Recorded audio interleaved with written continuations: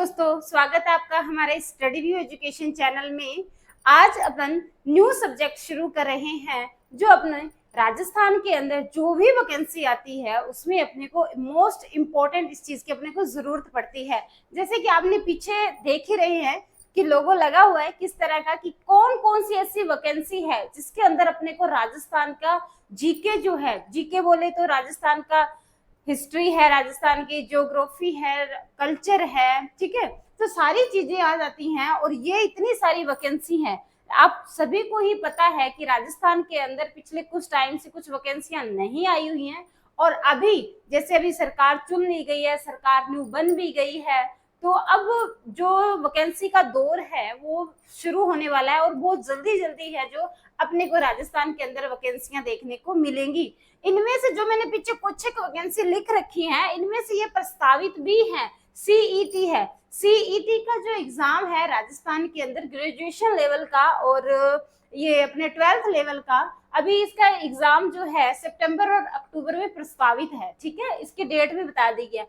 Teacher का जो first grade का एग्जाम है, जो वैकेंसी है वो बहुत जल्दी ही अपने को राजस्थान के अंदर देखने को मिलेगी।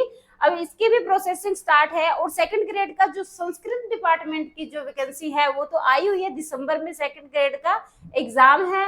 रीट की जो वैकेंसी है बहुत ही जल्दी अपने को देखने के मिलेगी। और जिसके अंदर अभी ये है, अपने कंफ्यूजन चल रही है कि रीट प्री एग्जाम होगा या सीधा ही रीट होगा। तो स्टूडेंट्स आपको बता दूं, जो नई शिक्षा नीति है 2020 उसके अकॉर्डिंग इनको रीट पात्रता परीक्षा करवानी ही पड़ेगी। तो अपने को रीट का ध्यान में रखते हुए, ठीक है, रीट के अंदर भी फर्स्ट एग्जाम पात्रता परीक्षा है, उसके अंदर जो सिलेबस है वही अपने फाइनल एग्जाम के अंदर भी आना है। और फाइनल एग्जाम के अंदर वही राजस्थान का जीके पढ़ना पड़ेगा अपने को अच्छे से, उसका राजस्थान का जो हिस्ट्री है, कल्चर है, जो ज्योग्राफी है, सारा का सारा पढ़ना पड़ेगा। पटवारी की परीक्षा आपको पता ही है कि राजस्थान के अंदर प्रस्तावित है, ऑलरेडी 3000 वैकेंसियों की जो है विज्ञप्ति आई हुई है और वो जल्दी ही अपने को ये देखने को मिलेगी, ठीक है। ये चीजें हैं, पटवारी की वैकेंसी भी 3000 है, पशु परिचर की चल ही रही है। तो इन सभी वैकेंसी जो आप यहाँ नाम देख रही हैं, जो मैंने कुछ एक लिखे हैं जो राजस्थान के अंदर, और भी बहुत सारी वैकेंसी है जिनका मैंने यहाँ पे नाम नहीं लिखा है। जो अपने राजस्थान के अंदर पशु परिचर की वैकेंसी निकली है, इसका एग्जाम दिसंबर के अंदर है। और दिसंबर के अंदर पहले तो इसका एग्जाम दिसंबर 15 तक था, अब जैसे 4 तारीख को नया ही नोटिफिकेशन आया, उसके अंदर ये पशु परिचर वाला, जिन बच्चों को नहीं पता और जिन्होंने फॉर्म अप्लाई कर रखा है उनको बता दूं कि पशु परिचर है 1, 2, 3, 4 दिसंबर को एग्जाम होने वाला है। 15 दिन पहले हो चुके हैं, ठीक है। तो ये बनपाल, जेल प्रहरी, राजस्थान पुलिस, ये सारे की सारी वैकेंसियां अपने को बहुत जल्दी राजस्थान में देखने को मिलेगी। ले देके मेरा कहने का पर्पज आपको ये है कि राजस्थान के अंदर अपने को अगर जॉब लगना है, राजस्थान के अंदर अगर आपको जॉब करनी ही है, गवर्नमेंट जॉब में जाना है, तो आपको ये सीईटी जो ये है, जो पात्रता परीक्षा है, ये अपने को देनी ही पड़ेगी। और ये क्लियर से काम नहीं चलता है, ठीक है। ये 300 नंबर का एग्जाम है जिसके अंदर अपने को 200 प्लस नंबर होने चाहिए, क्योंकि सरकार जो भी वैकेंसियां निकालती है उसमें पहले ही कह देती है कि 15% लेंगे, ठीक है। 15 गुना जो है स्टूडेंट हमें हर भर्ती के अंदर लेंगे जो सीईटी के अंदर अच्छा स्कोर है। तो अपने को सीईटी के अंदर अच्छा स्कोर करना है। अभी जैसे ही नई वैकेंसी, अभी तो जैसे नई सरकार बन जाती है उसके बाद ये सीईटी का एग्जाम बहुत जल्दी ही कंडक्ट करवाएंगे।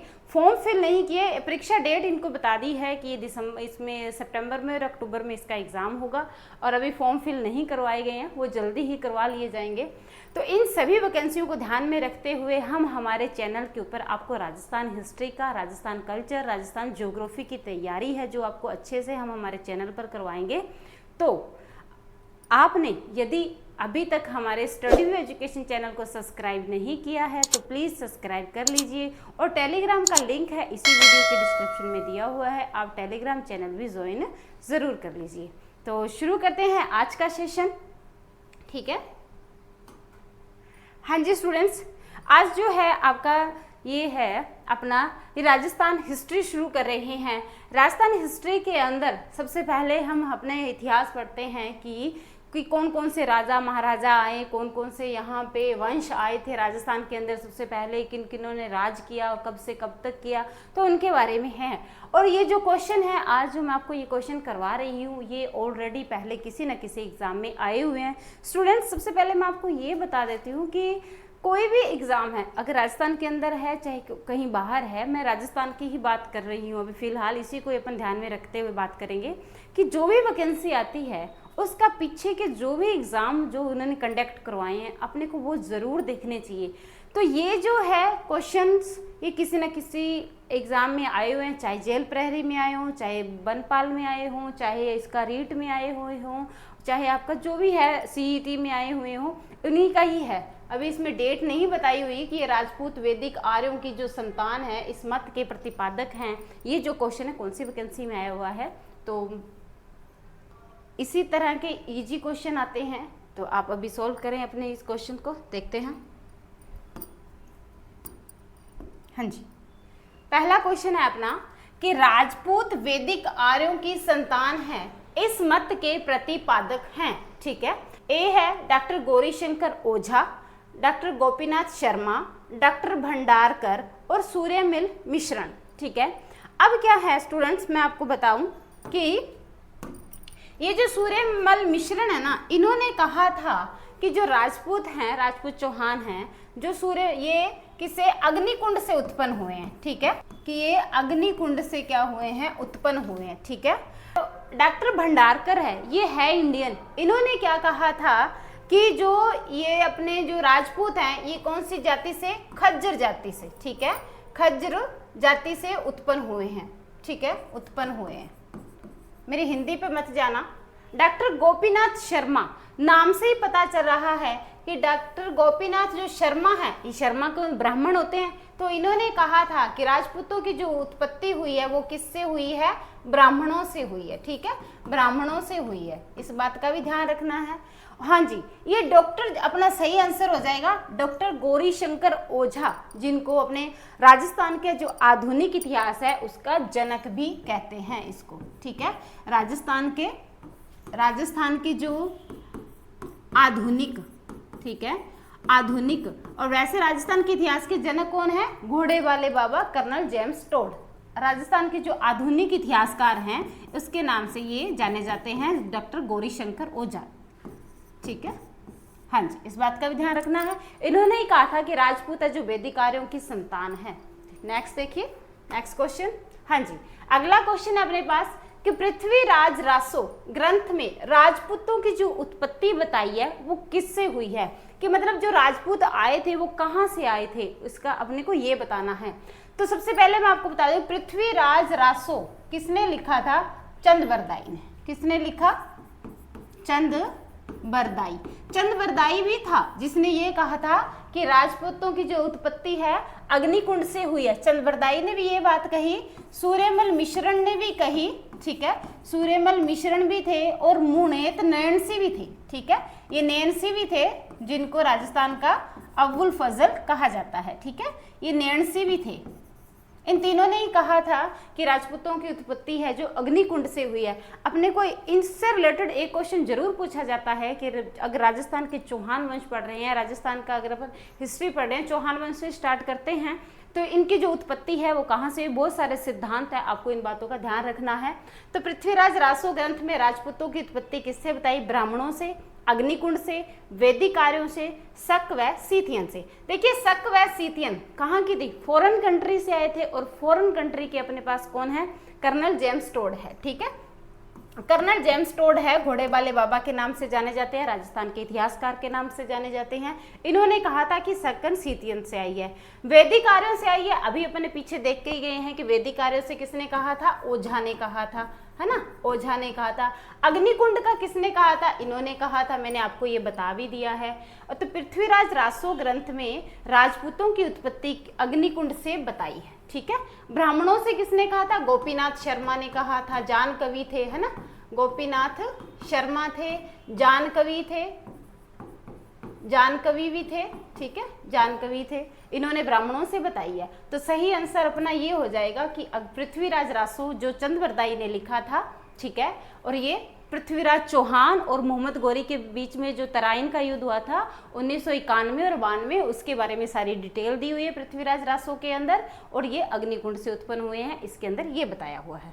ठीक है, हाँ जी, आगे कर्नल जेम्स टोड राजपूतों की उत्पत्ति कहाँ से मानते हैं। मैंने पिछले क्वेश्चन में यही बताया था, कोई भी क्वेश्चन है, जो भी क्वेश्चन आते हैं एक दूसरे से रिलेटेड ही है। परीक्षा की दृष्टि से भी इसी तरह के इंपॉर्टेंट क्वेश्चन होते हैं और परीक्षा में भी इसी तरह कहते हैं। कर्नल जेम्स टोड, आप सभी जानते हैं कि कर्नल जेम्स टोड जो है राजस्थान के इतिहासकार हैं। कर्नल जेम्स टोड को घोड़े वाले बाबा के नाम से जाने जाते हैं। हमें इस बात का भी ध्यान रखना है कि कर्नल जेम्स टोड है, इन्होंने जो अपनी पुस्तकें लिखी थी, कौन कौन सी पुस्तकें लिखी, 1832 में कौन सी प्रकाशित हुई, 1829 में कौन सी प्रकाशित हुई, कौन सी बुक में किसकी डिटेल दी गई है, कहाँ राजस्थान की झीलों के बारे में बताया गया, कौन सी बुक के अंदर राजस्थान के जो अपने है कि उसके अंदर कौन कौन से साम्राज्य थे, कौन कौन से राजा थे, इनमें अलग अलग इन्होंने जो बुक लिखी है उसके अंदर सारा बताया। अब देखिए कर्नल जेम्स टोड, इनको याद करने का तरीका भी यही है कि कर्नल जेम्स टोड है कहाँ के, फॉरेन के है। शक और सीतियन कहाँ की है, फॉरेन की है। शक व हुण से, ये भी फॉरेन के, शक व कुषाण से। और आर्यों की अभी अपन ने पढ़ ही लिया है कि ओझा ने कहा है कि आर्यों से उनकी उत्पत्ति हुई है। तो कर्नल जेम्स टोड ने कहा कि जो इनकी राजपूतों की जो उत्पत्ति है शक व सीथियन से हुई है। ठीक है, नेक्स्ट क्वेश्चन देखिए, जांगलधर, ठीक है, जांगलधर बादशाह कहाँ के शासक कहलाते थे। स्टूडेंट्स अब ये ना जाने कि मेरे पास क्वेश्चन बहुत कम है या किस तरह के हैं, मैं आपको बता दूं कि राजस्थान के अंदर जितना भी एरिया है, जो आप ये नाम सुनते हो ना, बागड़ है, बांगल प्रदेश है, शेखावाटी है, तोरावाटी है ना, योधेय क्षेत्र है, जांगल है, मेवाड़ है, मारवाड़ है, जो राजस्थान के एरिया जो अलग अलग कैटेगरी वाइज बटे हुए हैं, तो उनको उपनाम भी हैं। ठीक है, उनके उपनाम है, उनमें से ये है जांगलधर। तो जोधपुर को तो क्या कहते हैं, मारवाड़ कहते हैं। ठीक है, आपको पता ही है। और गुजरात को ये मालवा वाला क्षेत्र है ना, गुजरात, इधर तो चित्तौड़ है, देखिए यहाँ चित्तौड़ है और यहाँ झालावाड़ है। ठीक है, झालावाड़ है और यहाँ भी चित्तौड़ का एक हिस्सा है। तो झालावाड़ और चित्तौड़ के बीच में, ठीक है, यहाँ पे खाली जो आप राजस्थान का जो आप मैप देखते हो उसके अंदर खाली जगह है, यहाँ इसको कहते हैं मालवा प्रदेश। ठीक है, ये गुजरात, इधर गुजरात को जाते होते थे राजा महाराजा जो भी थे, दिल्ली से आते थे गुजरात जाते थे, वो मालवा प्रदेश को गुजरात वाले को कहा गया है। तो मालवा प्रदेश, दिल्ली वाले को दिल्ली ही कहते थे। तो जांगलधर के नाम से कौन, बीकानेर को जाना जाता है जांगल। हनुमानगढ़ गंगानगर को योधेय प्रदेश के नाम से जाना जाता है। डूंगरपुर बांसवाड़ा को बागड़ के नाम से जाना जाता है। ऊपर चूरू झुंझुनू सीकर उसको बांगड़ प्रदेश के नाम से जाना जाता है। ठीक है, अगला क्वेश्चन देखिए, उदयपुर राज्य का प्राचीन नाम क्या था। ठीक है, मैंने अभी आपको बताया कि सभी राजस्थान के अंदर जितने भी जिले हैं, जो भी इसका एरिया वाइज है, उनका अलग अलग उपनाम है। आपको ये बात ध्यान में रखनी चाहिए और आपको ये याद भी होने चाहिए कि ये देखिए बागड़, ठीक है, बागड़ नीचे बिंदी है क्योंकि बागड़ और बांगड़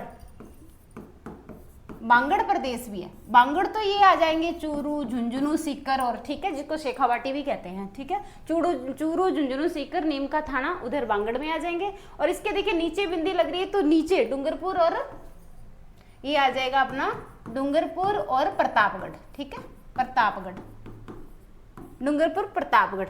मालव में मैंने बताया आपको गुजरात वाला आ जाएगा, गुजरात को तो ये जाते हैं, मालव प्रदेश गुजरात को जाते हैं। गुजरात आएगा चित्तौड़गढ़ और अपना ये पड़ जाएगा झालावाड़।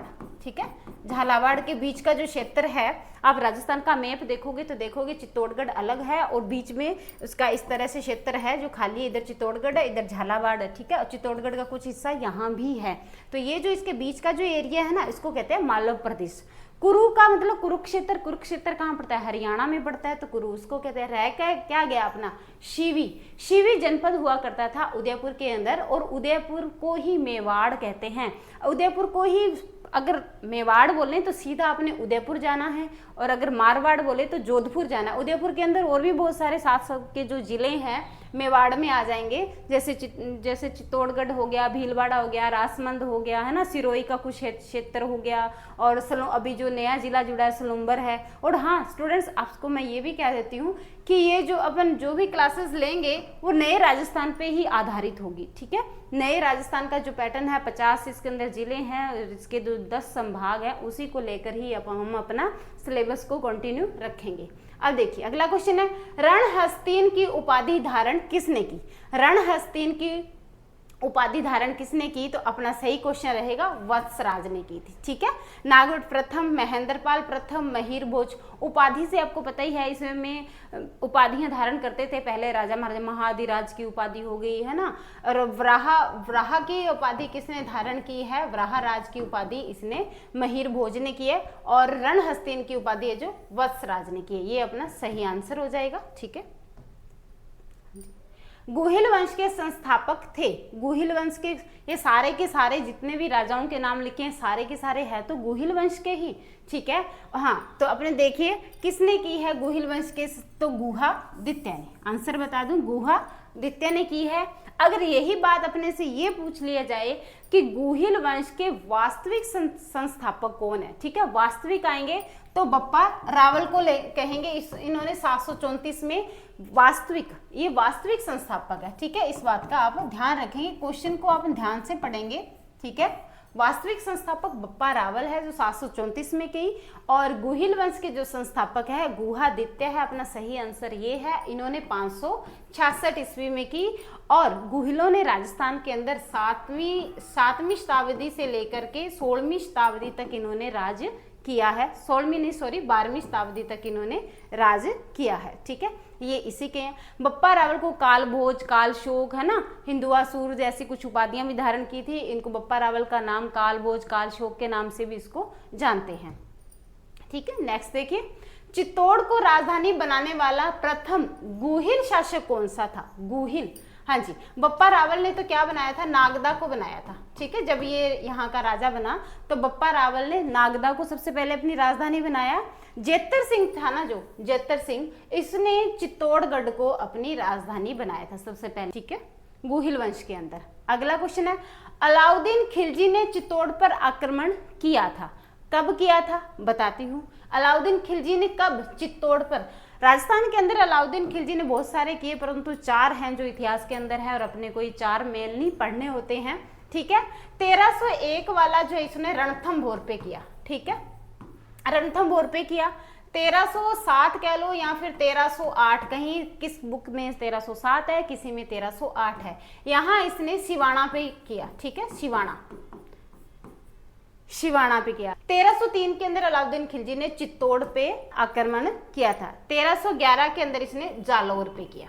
ठीक है, जालौर पे किया। कानड़ देव होते थे यहाँ जालौर के अंदर। ठीक है, रणथंभौर के अंदर यहाँ जेतर सिंह का बेटा हमीर भोज हुआ कर, हमीर देव चौहान हुआ करता था। और 1307 में सिवाना के अंदर एक सिवाना के अंदर शीतलदेव चौहान था, और 1308 के अंदर रणथंभौर के अंदर हमीर देव चौहान थे। और ये आपको पता ही है 1303 के अंदर रतन सिंह चौहान थे, पद्मानी देवी वाले, जो यहाँ पे हुआ था चित्तौड़गढ़ का, वो है। और 1311 के अंदर जालौर के अंदर जो हुआ था, कानड़ देव चौहान यहाँ के शासक थे, तब अलाउद्दीन खिलजी ने तब इन पे आक्रमण किया था। ठीक है, हाँ जी, वह राजपूत रानी जिसने अलाउद्दीन खिलजी के चित्तौड़ पर कब्जा करने पर जोहर कर लिया। जब चित्तौड़ पे इन अलाउद्दीन खिलजी ने कब किया था, 1303 के अंदर। ठीक है, तो रतन देव चौहान थे, उनकी पत्नी थी रानी पद्मनी। ठीक है, रानी पद्मनी थी, और तब इन्होंने जो अलाउद्दीन खिलजी ने, आप जैसे कि जानते हैं इतिहास के अंदर कि पद्मिनी बहुत ही सुंदर थी, और अलाउद्दीन खिलजी उसको देखने की इच्छा से आए थे। कभी डिटेल में पढ़ाएंगे तो बताएंगे इसके बारे में।